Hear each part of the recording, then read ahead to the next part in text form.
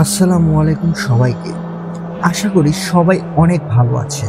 আর আমি সবসময় দোয়া করি আপনারা সবসময় ভালো থাকুন আর আমাদের ভয়ের বারান্দার সাথে জুড়ে থাকুন। আজ ২৭শে ডিসেম্বর, রোজ শুক্রবার। আর মাত্র ৪টি দিন, তারপরে আমরা সেলিব্রেট করতে চলেছি নতুন একটা বছর। আশা করছি সামনের বছরটা আপনাদের খুব ভালোই কাটবে। অনেকের সাথে অনেক রকম ঘটনা ঘটবে। আর যেরকমই ঘটনা ঘটুক, আপনারা অবশ্যই অবশ্যই আমার কাছে এই ঘটনাগুলো লিখে পাঠাবেন। চাইলে সরাসরি অডিও ক্লিপও পাঠিয়ে দিতে পারেন। কথা না বাড়িয়ে আমি সরাসরি ঘটনায় যেতে চাই। চাইলে আপনিও আমার কাছে ঘটনা লিখে পাঠাতে পারেন। ডেসক্রিপশন বক্সে দেওয়া ইমেল অ্যাড্রেসে আমার কাছে ঘটনা লিখে পাঠান। চাইলে সরাসরি অডিও ক্লিপও পাঠিয়ে দিতে পারেন, যেটাতে আপনার বেশি সুবিধা মনে হয়। আমাদের ভয়ের বারান্দা এই ইউটিউব চ্যানেলটি সাবস্ক্রাইব করে আমাদের সাথেই জুড়ে থাকবেন।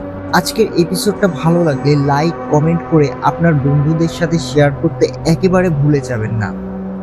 আর কথা না বাড়িয়ে আমি সরাসরি ঘটনায় চলে যাচ্ছি। যেভাবে লেখা আছে আমি ঠিক সেভাবে পড়ার চেষ্টা করছি। তিনি লিখেছেন, আসসালামু আলাইকুম তরিকুল ভাই, আমার নাম রুহি রহমান। আমি ঢাকা শহরের বেইলি রোডের একটা পুরনো বাড়িতে থাকি। আমি একজন শিক্ষার্থী, ঢাকা বিশ্ববিদ্যালয়ে ইংরেজি সাহিত্য নিয়ে পড়াশোনা করছি। এই ঘটনাটা শুরু হয়েছিল যখন আমি নতুন বাসায় উঠেছিলাম। আমার ধারণা ছিল এটি একটি সাধারণ বাসা, এটা একটা নিরাপদ জায়গা। কিন্তু এখন আমি জানি আমি পুরোপুরি ভুল ছিলাম। আর ভুলটা অনেক বড় সড়ো ছিল। আমার ছোট্ট পরিবার, আমরা শুধু আমি আর মা। বাবা আমাদের অনেক আগেই ছেড়ে চলে গেছেন। মা চাকরি করেন, তাই বেশিরভাগ সময় বাড়িতে আমি একাই থাকি। যখন আমরা বাড়িতে উঠেছিলাম সবকিছু স্বাভাবিক মনে হচ্ছিল। এটি ছিল পুরনো একটা দোতলা বাড়ি, সামনের দিকে ছোট্ট একটা বাগান আর চারপাশে বেশ কিছু বড় বড় গাছ। দিনটি ছিল রোববার এবং আমরা নতুন বাসায় উঠে সব জিনিসপত্র গুছিয়ে নিয়েছি। কিন্তু প্রথম রাত থেকেই কিছু অদ্ভুত অদ্ভুত ঘটনা ঘটতে শুরু করল। প্রথম রাতে আমি আমার ঘরের জানালার পাশে দাঁড়িয়েছিলাম। বাহিরের বাতিগুলো ঠিকমতো জ্বলছিল না, তাই সব জায়গাটুকু একটু অন্ধকার আচ্ছন্ন মনে হচ্ছিল। যদিও বাড়ির পাশের আলোতে আমাদের বাড়ির বাগানটা খুব ভালোভাবেই বোঝা যাচ্ছিল।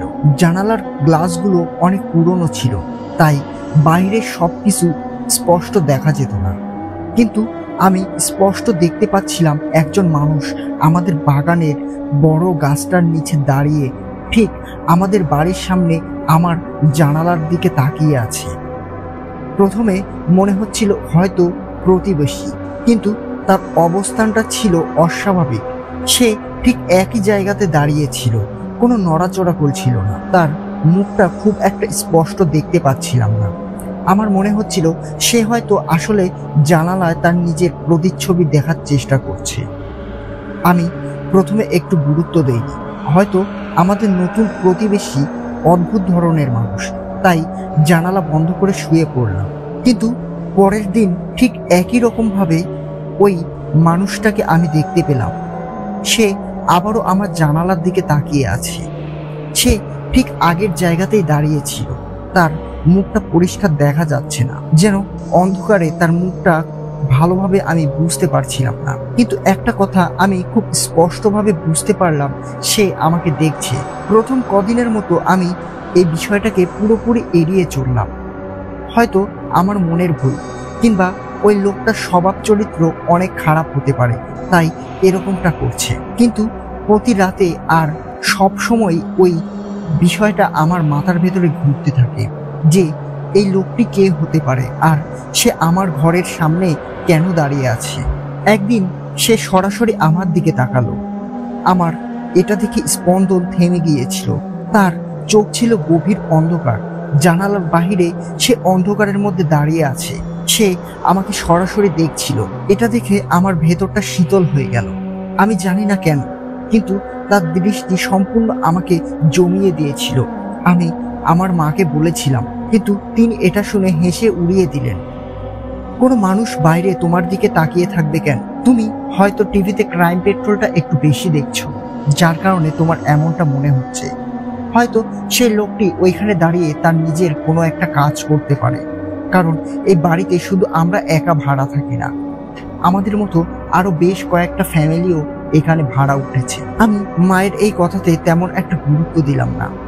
এক রাতে আমি আর দাঁড়িয়ে থাকতে পারলাম না। আমি জানালার কাছে গিয়ে তাকে সরাসরি দেখার চেষ্টা করলাম। সাহস করে বাইরে তাকালাম, কিন্তু সেখানে কেউ ছিল না। হঠাৎ পুরো জায়গাটা শুনশান হয়ে গেল। কিন্তু সেই রাতে আমার সাথে যা ঘটে গেল এটার জন্য আমি মোটেও প্রস্তুত ছিলাম না। আমি স্পষ্টভাবে শুনতে পেলাম, গভীর রাতে আমার দরজার সামনে ধীর পায়ে শব্দ শুনতে পেলাম। প্রথমে আমি ভাবলাম হয়তো মা হাঁটছে, কিন্তু এটা সেই ধরনের পায়ের শব্দ ছিল না। কেমন একটা ধীরতা ছিল, যেন কেউ আমার দরজার বাইরে শুনতে পাচ্ছে আমি কি করছি। শব্দটা এতটা স্পষ্ট ছিল যে আমার বুকের ভেতরটা ধুকধুক করতে শুরু করলো। আমি ঘরের ভেতরে বসে সেই শব্দ শুনতে থাকলাম, কিন্তু বাইরে যাওয়ার সাহস হলো না। আমার শরীর যেন অবশ হয়ে গিয়েছিল। আমি কোনো কিছু না দেখেই বুঝতে পারছিলাম দরজার ওপারে যে কেউ একজন দাঁড়িয়ে আছে, আর সেটা মনে হচ্ছে কোনো মানুষ নয়, সেটা একটা ছায়ামূর্তির মতো ভয়ঙ্কর কিছু একটা। আমি এসব কল্পনা করতে লাগলাম। কিছুক্ষণ পর শব্দটা থেমে গেল, দরজার বাহিরে নীরবতা নেমে এলো, কিন্তু আমার ভেতরের ভয় কমলো না। আমি গভীর একটা শ্বাস নিয়ে ঘুমানোর চেষ্টা করছিলাম, কিন্তু কোনো কিছু আমাকে আটকে দিচ্ছিল। অনেকক্ষণ পর সাহস করে আমি বিছানা থেকে উঠে বসলাম আর দরজার দিকে তাকালাম। দরজা খুলে বাহিরে উঁকি দিতে কিছুই ছিল না। দরজাটা বন্ধ করে আমি আবারও ঘরের ভেতরে চলে এলাম। বাহিরে কোনো কিছু শোনা যাচ্ছে না।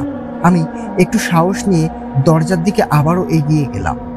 এক পলকের জন্য দরজাটা আবারও খুললাম, কিন্তু বাহিরে এবারও কোনো কিছু দেখতে পেলাম না। বাহিরের করিডোরটা সম্পূর্ণ ফাঁকা ছিল। আমি একটা স্বস্তির নিঃশ্বাস নিয়ে আবারও নিজের বিছানায় উঠে বসলাম, কিন্তু বুঝতে পারছিলাম না এটা আসলে সত্যি ছিল নাকি আমার কল্পনা। মনের মধ্যে একটা অদ্ভুত শীতলতা অনুভব করছিলাম, আর মনে হলো যেন ঘরের তাপমাত্রা আস্তে আস্তে কমে যাচ্ছে। রাতটা অনেক কষ্ট করে পার করলাম, কোনো মতে চোখ বন্ধ করতে পারছিলাম না। এভাবে হঠাৎ করে ঘুমিয়ে গেলাম, কিন্তু ঘুমের মধ্যে অদ্ভুত অদ্ভুত স্বপ্ন দেখতে থাকলাম। স্বপ্নে আমি সেই ছায়ামূর্তিটাকে দেখতে পেলাম, জানালার বাইরে নয়, বরং সে আমার ঘরের মধ্যে। সে আমার বিছানার পাশে দাঁড়িয়ে ছিল, আর তার নিঃশ্বাসের শব্দ যেন আমি স্পষ্টভাবে শুনতে পাচ্ছিলাম। যখন আমি চিৎকার করার চেষ্টা করলাম, গলা দিয়ে কোনো শব্দ বের হচ্ছিল না। সাথে সাথে ভয়ে আতঙ্কে আমার ঘুম ভেঙে গেল। ঘুম থেকে উঠতেই দেখি চারপাশে ফজরের আজান দিচ্ছে। আমি সব ভয়ভীতি দূর করে নামাজের জন্য অজু করতে গেলাম। আমার মাও নামাজ পড়ার জন্য উঠে পড়েছে, কিন্তু তাকে তখন আমি কোনো কিছুই বললাম না। সকালে ঘুম ভাঙার পর আমি নিজেকে পুরোপুরি ভেঙে পড়া অবস্থায় অনুভব করলাম। মাকে তখনও কিছু বললাম না। তিনি এমনিতেই আমার এই ধরনের কল্পনার কথা শুনে খুব একটা গুরুত্ব দিতেন না, কিন্তু আমি জানতাম কিছু একটা ঘটেছে। সেই ছায়ামূর্তি কেবল আমার জানালার বাহিরেই ছিল না, সে আমার খুব কাছাকাছি এসেছিল। পরের কয়েকদিন খুব অদ্ভুত কেটেছে। প্রতি রাতে আমি জানালার সামনে দাঁড়াতাম। সে একই জায়গাতে ওই একই লোকটাকে আমি প্রতিদিন দেখতে পেতাম, কিন্তু কোনোদিনও আমি তাকে নড়াচড়া করতে দেখিনি। এভাবে বেশ কয়েকটা দিন কেটে গেল।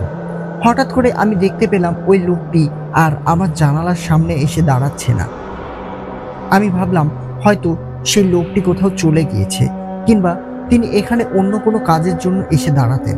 আমাদের এই জানালার দিকে তাকিয়ে থাকা কিংবা এরকম সবকিছুই আমার মনের ভুল ছিল, কিন্তু এমন একটা ঘটনা ঘটলো আমার সাথে যেটার জন্য আমি আরো বেশি প্রস্তুত ছিলাম না। একদিন দুপুরবেলা আমি বাসায় একা ছিলাম, মা অফিসে, আর আমি পরীক্ষার প্রস্তুতি নেওয়ার জন্য বই পড়ছিলাম। হঠাৎই মনে হলো ঘরের ভেতরে কেউ আমার দিকে তাকিয়ে আছে। আমার চোখের সামনে কিছু ছিল না, কিন্তু মনের ভেতরে অস্বাভাবিক একটা অনুভূতি হচ্ছিল যে আমি ঘরে একা নই। আমি জানালার দিকে তাকালাম, জানালার বাহিরে কিছুই ছিল না। হঠাৎ করে আমার মনে হলো জানালার পর্দাটা একটু নড়ে উঠল। আমি ভয় পেয়ে গেলাম। পর্দা তো আমি নাড়িনি, অথচ এটা কিভাবে নড়ল? আমি ধীরে ধীরে জানালার দিকে এগিয়ে গেলাম। পর্দার দিকে হাত বাড়াতেই ঠিক তখনই পেছন থেকে একটা কিছু পড়ার শব্দ হলো। আমি দ্রুত পিছনের দিকে ঘুরে তাকালাম, কিন্তু ঘরের ভেতরে কেউ নেই। আমি দেখলাম আমার পড়ার টেবিলের ওপর থেকে একটা বই নিচে পড়ে গেছে। এটা দেখে বুকটা প্রচণ্ড জোরে ধড়ফড় করতে লাগলো। আমি জানতাম এখানে কিছু একটা ঘটেছে। রাতে মা বাসায় ফিরলেন। আমি তাকে বললাম। প্রথমেই তিনি বিশ্বাস করলেন না। বললেন হয়তো বাতাসের কারণে পর্দাটা নড়ছে, আর বইটা হয়তো আমি ঠিকভাবে রাখতে পারিনি, যার কারণে নিচে পড়ে গিয়েছিল। কিন্তু আমি জানতাম এটা বাতাসের কারণ নয়, আর যে বইটা টেবিল থেকে পড়েছিল ওইটা আমি অনেক ভালোভাবেই টেবিলের ওপরে রেখেছিলাম, যেটা সাধারণ কোনো বাতাস এলেও মাটিতে পড়ে যাওয়ার কোনো অপশনই নেই। এর পরের কয়েকদিন যেন আরও ধোঁয়াশার মধ্য দিয়ে কেটে গেল। প্রতি রাতে আমি আবার সেই লোকটাকে জানালার সামনে দেখতে শুরু করলাম। প্রতি রাতে আমি শুয়ে শুনতে পেতাম দরজার বাইরে ধীর পায়ে কেউ একজন হাঁটাহাঁটি করছে। একদিন আমি সাহস করে দরজা খুলে দেখার সিদ্ধান্ত নিলাম। রাতে যখন আবারও সেই পায়ের শব্দ শুনলাম, আমি বিছানা থেকে খুব ধীরে ধীরে দরজার দিকে এগিয়ে গেলাম। আমার হৃদয় দ্রুত ধকধক করছিল। দরজাটার হাতল ধরলাম এবং এক টানে দরজা খুলে ফেললাম। দরজার বাইরে তাকিয়ে দেখি সেখানে কেউ নেই। পুরো করিডোরটা একেবারে ফাঁকা। কিন্তু ঠিক তখনই ঘরের কোণ থেকে হালকা একটা ফিসফিস আওয়াজ শুনতে পেলাম। শব্দটা এতটাই মৃদু ছিল যে প্রথমে আমি বুঝতেই পারিনি। যখন আমি ঘরের ভেতরে ঢুকে বিছানাতে বসলাম, চারপাশটা পুরোপুরি নীরবতায় নেমে এলো। আমি বুঝতে পারলাম শব্দটা আমার ঘর থেকেই আসছে। ঘরের ভেতরে কোনো কিছু হয়তো কথা বলছে। আমি আতঙ্কিত হয়ে গেলাম। বিছানার দিক থেকে ধীরে ধীরে মাটিতে পা ফেললাম। আমার মাথায় কেবল একটাই চিন্তা ঘুরছিল, এখানে আমি একা নই। রাতের বাকিটা সময় লাইট জ্বালিয়ে কাটালাম, কিন্তু সেই ফিসফিসানি যেন আমার মস্তিষ্কের ভেতরে গেঁথে গেল। প্রতিদিন রাতেই সেই একই ঘটনা ঘটতে লাগলো।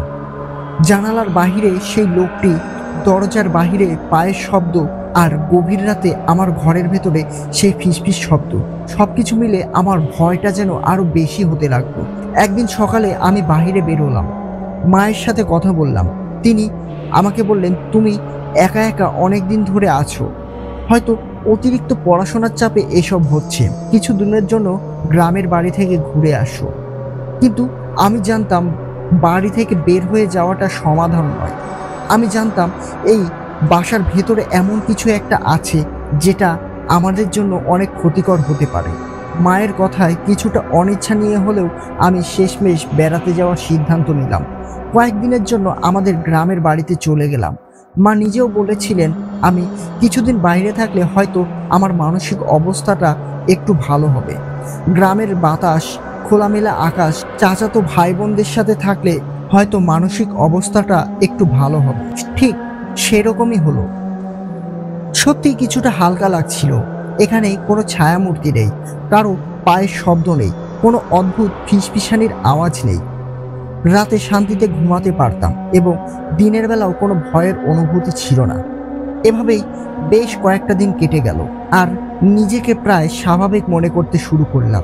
মাথার ভেতর থেকে সেই ঘটনাগুলোর কথা একেবারে মুছে যেতে লাগলো। হয়তো এটা আমার সত্যি কল্পনা ছিল, অথবা সেই বাড়িটাতে হয়তো কিছু অস্বাভাবিক ঘটনা ঘটেছিল। হয়তো এখন আর কোনো সমস্যা নেই। কিন্তু ঠিক 11 দিনের মাথায় আমি যখন আবারও ঢাকায় ফিরে এলাম, তখন আবারও সবকিছু শুরু হলো। এবার আগের থেকেও ভয়ানকভাবে। রাতটা শুক্রবার ছিল। আমি বাসায় ফিরে এলাম এবং সবকিছু আবারও স্বাভাবিক লাগছিল। মা বলল, তোমার এই বিশ্রামটা দরকার ছিল, দেখো কত ভালো লাগছে এখন।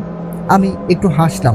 সত্যি তো, সবকিছুই ঠিক হয়ে গেছে। হয়তো কিছুদিন পর থেকে আবারও পড়াশোনায় মনোযোগ দিতে পারবো। কিন্তু রাত গভীর হতে থাকলো, আর সেই সময় আমি আবারও কিছু অদ্ভুত অনুভব করতে পারলাম। প্রথমে রান্নাঘরে কিছু শব্দ শুনতে পেলাম। গ্যাসের চুলা জ্বলছে, অথচ সেখানে কেউ নেই। আমি প্রথমে ভেবেছিলাম মা ভুলে চুলা বন্ধ করেননি, কিন্তু গিয়ে দেখি সবকিছু বন্ধ আছে, অথচ আগুন জ্বলার গর্জন আমি স্পষ্ট শুনতে পাচ্ছিলাম। আমার গলা শুকিয়ে গেল। রান্নাঘর থেকে দ্রুত বেরিয়ে এলাম। কিন্তু পরের ঘটনা ঘটল বাথরুমে। আমি হাত ধোয়ার জন্য বাথরুমে ঢুকলাম। হঠাৎ করেই অনুভব করলাম বাথরুমের দরজা বাইরে থেকে বন্ধ হয়ে গেছে। আমি চিৎকার করে দরজা খোলার চেষ্টা করলাম, কিন্তু সেটা যেন কোনো শক্তি দিয়ে আটকে আছে। দরজার ওপারে মাকে ডাকার চেষ্টা করলাম, কিন্তু কোনো সাড়া পেলাম না। এক মুহূর্তের জন্য মনে হলো আমি এখানে চিরতরে আটকে গেছি। কিছুক্ষণ পর দরজাটা হঠাৎ করেই খুলে গেল। আমি দ্রুত বাইরে বের হয়ে এলাম, মাকে গিয়ে সব বললাম। কিন্তু মা বললেন, তুমি এসব কি বলছো? আমি তো কখনোই দরজা বন্ধ করিনি। আর তুমি যে চিৎকারের কথা বলছিলে, আমি তোমার কোনো আওয়াজই শুনতে পাইনি। আমার হাত পা কাঁপছিল। আমি বুঝতে পারলাম সেই পুরনো আতঙ্ক আবারও ফিরে এসেছে, কিন্তু এবার আরো ভয়ানকভাবে। কিছুক্ষণ পরেই আমি আমার ঘরে ফিরে এলাম, আর তখনই আবারও সেই পায়ের শব্দ শুনতে পেলাম, ধীর, ভারী এবং অস্বাভাবিক। আর এই ঘটনাগুলো এবার রাতে নয়, দিনের দুপুরবেলা ঘটে যাচ্ছে। এটা আমার কল্পনা ছিল না, এবার সেটা সত্যি ঘটছে। আমি আবারও দরজার দিকে তাকালাম। কেউ আমার দরজার সামনে দাঁড়িয়ে আছে, কিন্তু আমি দরজা খোলার সাহস পেলাম না। এভাবেই আমি সেই রাতটা নির্ঘুমভাবে কাটিয়ে দিলাম, আর পুরো রাতটা নিজের মায়ের সাথে ছিলাম। পরের দিন সকালে আমি মায়ের সাথে আলোচনা করলাম। মা এবার কিছুটা চিন্তিত হয়ে পড়লেন। এটা এমন কিছু নয় যেটা তুমি কল্পনা করতে পারো। আমরা হয়তো ভুল ছিলাম, তোমার কিছু একটা করা দরকার। মা এই কথা বলে আমাকে সম্মতি জানালেন। আমরা সেই দিন এলাকার মসজিদের ইমামের কাছে গেলাম। ইমাম সাহেব একজন ভালো মানুষ ছিলেন। তিনি আমাদের সমস্যাটা শুনে কিছুটা বিভ্রান্ত হয়ে আমাকে জিজ্ঞেস করলেন, তুমি নিয়মিত নামাজ পড়ছো তো? তিনি আরও জিজ্ঞেস করলেন, আমি কোরআন তেলাওয়াত করছি কিনা। তিনি আমাকে বললেন, তুমি বেশি বেশি করে কোরআন তেলাওয়াত করো, ঘরের ভেতরে পবিত্রতা রাখো, ইনশাআল্লাহ কোনো সমস্যা হবে না। আমি তার কথা অনুযায়ী সব করলাম। নিয়মিত নামাজ পড়তে শুরু করলাম। ঘরে সূরা বাকারা তেলাওয়াত করা শুরু করলাম। ঘরের চারপাশে তার দেওয়া পানি পড়া ছিটিয়ে দিলাম, আর কিছুটা খেয়েও নিলাম। কিন্তু সমস্যাটা থেকেই গেল। এমনকি এসব করার পর সমস্যাটা আরো ভয়ঙ্কর হয়ে উঠল। এক রাতে আমি ঘুমানোর জন্য শুয়েছিলাম। হঠাৎ করে বিছানার পাশের জানালাটা নিচ থেকেই খুলে গেল। জানালার পর্দাগুলো বাতাসে উঠছিল না, কিন্তু একটা শীতল আবহাওয়া আমার ঘরে ঢুকতে লাগলো। আমি উঠে গিয়ে জানালাটা বন্ধ করতে গেলাম, কিন্তু জানালার কাছে পৌঁছানোর আগেই পেছন থেকে আবারও সেই ফিসফিস শব্দটা শুনতে পেলাম। এবার যেন আরো স্পষ্টভাবে আমার কানের কাছে কেউ একজন বলছে, তোমাকে আমার ভালো লেগে গেছে। আমি তোমাকে ছেড়ে কোনো দিনও যাব না। তুমি সম্পূর্ণরূপে আমার। এই কথাটা শোনার সাথে সাথে আমার শরীর হিম হয়ে গেল। পরদিন সকালবেলা আমি মাকে পুরো ঘটনাটা বললাম। আমি আর মা সিদ্ধান্ত নিলাম যে এবার আমাদের অন্য কোথাও যেতে হবে। মসজিদের ইমাম সাহেবের সাথে আমরা আবারও পরামর্শ করলাম। তিনি আমাদের পরামর্শ দিলেন এক বিশেষজ্ঞ আলেমের কাছে যেতে, যিনি এসব বিষয় নিয়ে ভালো জানেন। আমরা তার কাছ থেকে একজন আলেমের খোঁজ নিলাম। তিনি ঢাকার বাইরে একটা ছোট্ট মসজিদে থাকেন। অনেক মানুষই তার কাছে সাহায্যের জন্য যায়। দেরি না করে পরের দিনকেই সেই মসজিদটার উদ্দেশ্যে রওনা দিলাম। মসজিদটা পুরনো হলেও একটা আলোর ছোঁয়া ছিল সেখানে, যেন এর ভেতরে প্রবেশ করলেই শান্তি পাওয়া যায়। আমরা সেখানে পৌঁছানোর পর আলেম সাহেব আমাদের নিয়ে বসে বিস্তারিত শুনলেন। তার চোখে আমি গভীর মনোযোগ দেখলাম। তিনি পুরো বিষয়টাকে গভীরভাবে বুঝতে চেষ্টা করছেন। তিনি আমাকে কিছু দোয়া আর কোরআন শরীফের বিশেষ কিছু অংশ তেলাওয়াত করার পরামর্শ দিলেন এবং বললেন, তোমার সাথে একটা সমস্যা আছে, যেটা আমি আমার সাথে থাকা জিন দ্বারা বুঝতে পেরেছি। তারা আমাকে বলেছে তোমার পেছনে একটা খুব খারাপ জিনের আসর হয়েছে, আর সেই জিনটা তোমাকে পছন্দ করে ফেলেছে। তাকে সরানো এতটা সহজ হবে না। তোমার বাসায় হয়তো অপবিত্র কোনো জিনিস দ্বারা প্রভাবিত হচ্ছে। আমি তোমাকে একটা সমাধান দিতে চাই।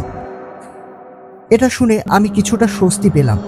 তিনি আমাকে একটা তাবিজ নিয়ে বাসায় যেতে বললেন, আর বললেন বাকি কাজ তিনি তার জিনের মাধ্যমে সেরে নেবেন।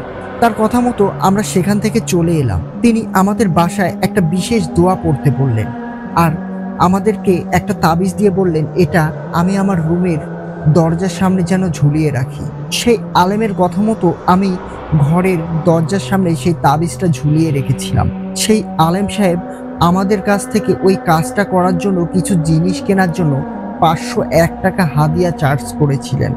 আমরা সেই 501 টাকা হাদিয়া দিয়ে তার কাছ থেকে চলে এসেছিলাম।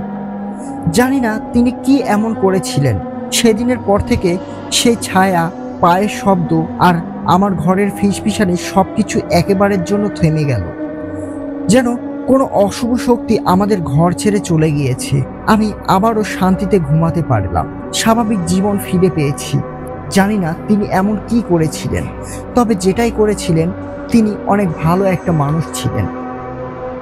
আর তাকে দেওয়া সেই 501 টাকাটা হয়তো অনেক কম হয়ে গিয়েছিল।